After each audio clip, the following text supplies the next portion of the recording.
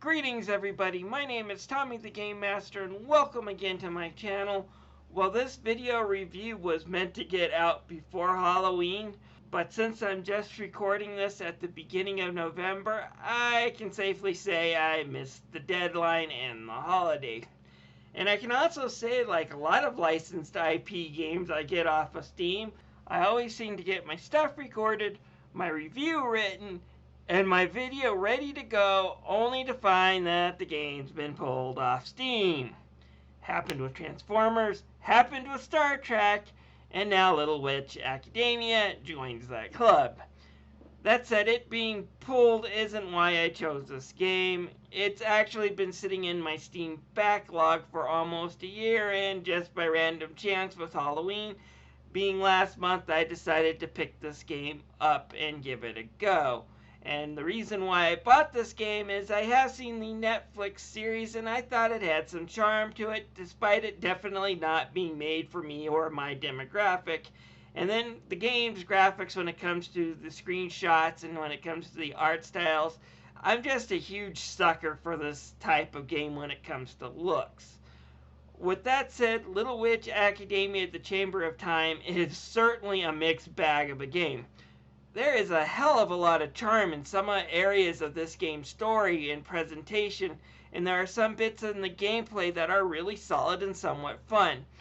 And then there are areas in the game that are such a hot mess that a huge barrel of Febreze isn't going to cover the odor, and the way the whole game is stitched together is a bit incoherent, leaving a rather odd feeling playing this game. So let's take a look at this game and I'll give you my opinion on it, the good, the bad, and the ugly. One of the more charming elements in this game, for the most part, is its story, set inside the Little Witch Academia storyline between Season 1 and 2. And for those who have never watched the series, Little Witch Academia would be what would happen if the Naruto series and the Harry Potter series got together and had a delinquent daughter as an offspring. Anyways, the series follows a young witch in training named Akko, who since a young age has wanted to follow the footsteps of her hero, Shining Chariot, going so far as trying to attend the same magic school that Chariot attended. Only one problem. Once there, she finds out that she sucks at magic, as in has no skills in it at all. And because Akko is also a very energetic and impulsive young girl, she is always finding her way in and out of trouble with her two friends, Latte and the somewhat sociopathic Susie. Anyways, as I was about to say, the story has about as much charm, if not even more charm, than what you saw in the series. I would say it does better than a lot of the story in the series, as we actually get some more of the side characters we really didn't get to see in the series, and we get to explore their character just a little bit more. So the plot of the game has it finally being summer break, and after a long speech by the headmistress that Akko keeps falling asleep. And yes, the way the game sets up this joke, it just really completely ruins the punchline. I get it, they're trying to introduce the mechanic of the clock, but trying to say that Akko is falling asleep because this professor is known to be boring, it would have been just funnier if you actually saw her falling asleep as we hear more and more of the speech. Anyways, rather than just starting off summer vacation doing something fun like most kids, Akko quickly finds out from Snape McGonagall here that she has to clean a library in order to atone for some past screw-up she did. However, while cleaning up the library, Akko and her friends find a mysterious chamber with a door and a clock, and because Akko is a moron who doesn't know what she's doing, she tries to screw around with both of them, and before you can say Bill Murray, Akko finds herself in a Groundhog's Day situation where every day will repeat for eternity unless she finds out what causes it and fixes it. Now, while the main story parts are well written and have a lot of humor between the characters, the way you advance through isn't well thought out, and I will get into the problem more when I talk about the gameplay. But the biggest problem that this game is the fact that it has really two completely different games that are both somewhat flawed and not joined together very well, and this does impact the story. The main story is going to be told in the school, in which is basically an interactive visual novel meets Legend of Zelda Majora's Mask. In order to get things done, you will have to head to areas that have events marked on them.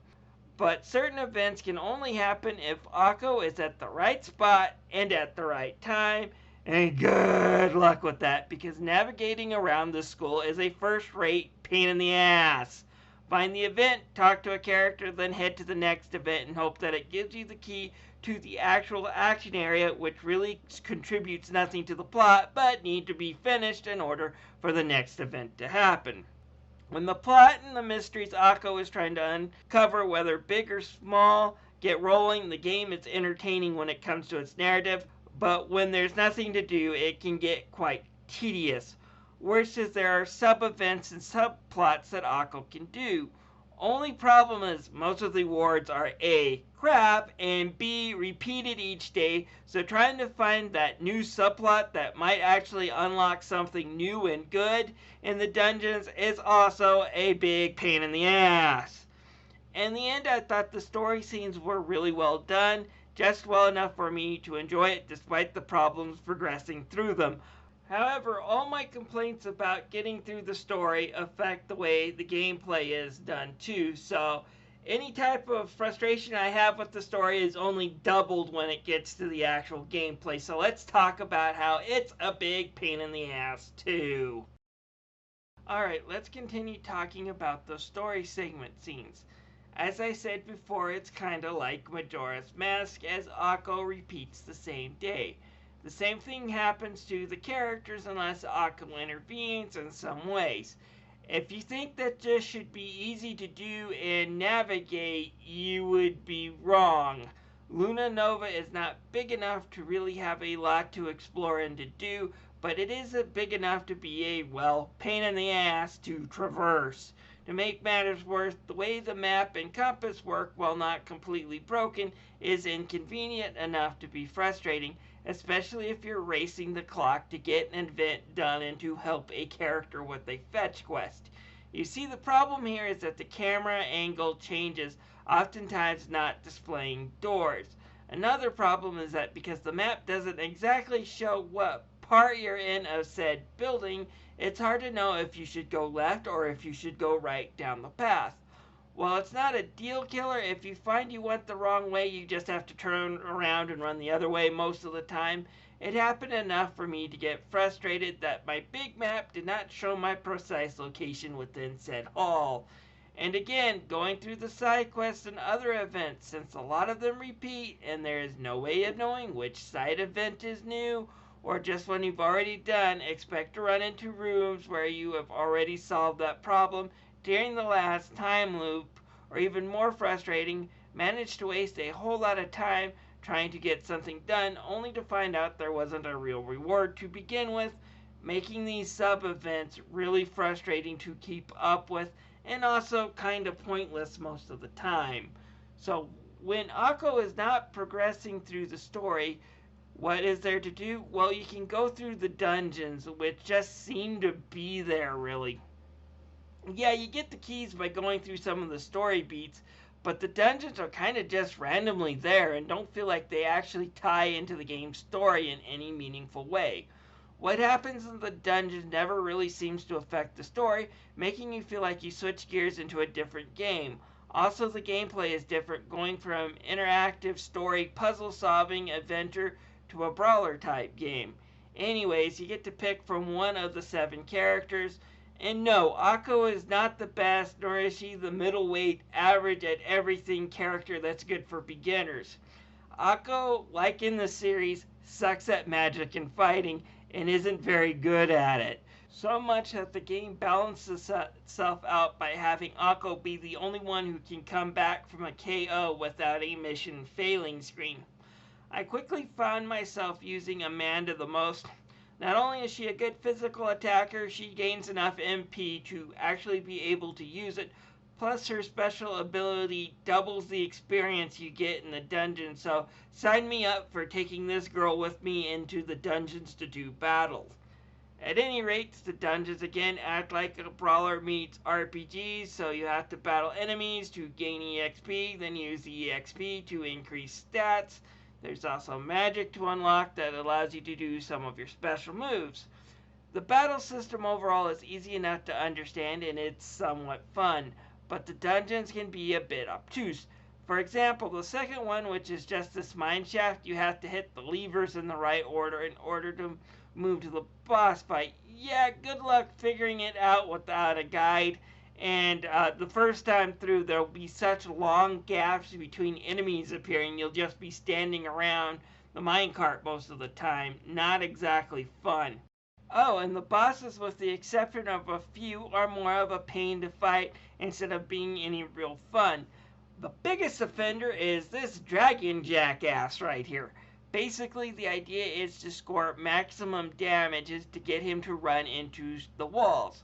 Easier said than done when I can't see where I need to stand to start building said magic wall of ice, and because the amazing idiots that made this section thought I should press A, the jump button, and not one of the trigger buttons, I oftentimes find myself paralyzed in this wall building pose rather than being able to jump up and hit the boss when he pops his head out for a mere moment of weakness or to dodge an attack.